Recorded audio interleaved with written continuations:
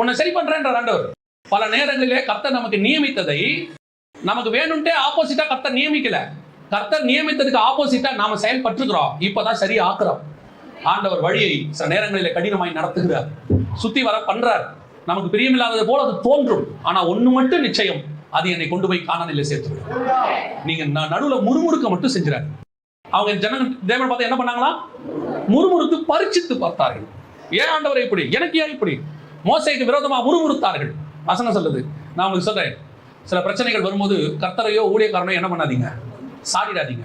இந்த சர்ச்சைக்கு வந்ததுல இருந்து சிலர்லாம் சொல்றாங்க, இந்த சர்ச்சைக்கு வந்ததுல இருந்து பிரச்சனை அப்படி நினைச்சுக்கிறாங்க. நான் சொல்லுவேன், நான் சபைக்கு வந்த நாளிலிருந்து கர்த்தரை ஆசீர்வதிக்க தொடங்கினார்.